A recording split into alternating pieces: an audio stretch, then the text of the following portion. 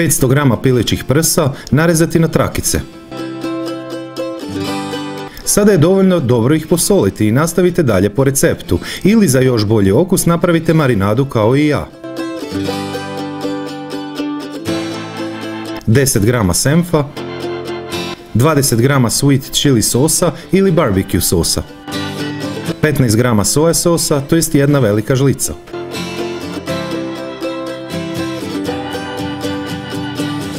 Marinada je slana sama po sebi, ali ne toliko da ne bi stavili prstohvat 2 soli. Papar po želji. Dobro promiješati i ostaviti 15 do 20 minuta na sobnoj temperaturi. Može i dulje, dapače, čak i preko noći u hladnjaku. Za to vrijeme napravite umak. 50 grama majoneze, 200 grama kiselog vrhnja, malo papra, pola male žličice sušenog kopra, dosta sjeckanog vlasca, a u nedostatku vlasca protisnuti jedan češanj češnjaka. Spremite u hladnjak do upotrebe. 75 grama glatkog pšeničnog brašna, 2 cijela jaja.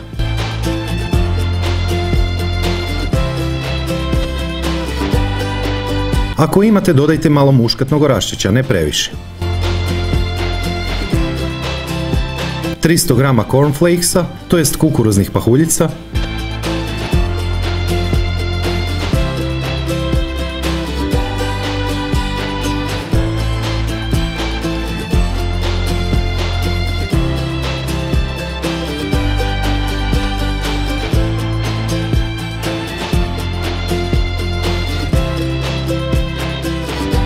malo vode, papir za pečenje,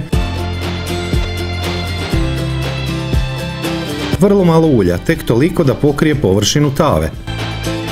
Peći na srednje jakoj temperaturi samo 1 minutu s jedne i pola minute s druge strane, kako bi se napravila korica.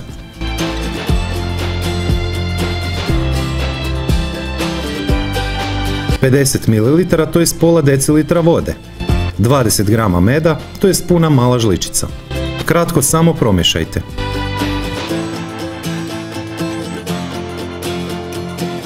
Peći niže u pećnici s uključenim ventilatorom na vrući zrak 10 minuta na 180 stupnjeva ili na 200 stupnjeva također 10 minuta s uključenim gornjim i donjim grijačem.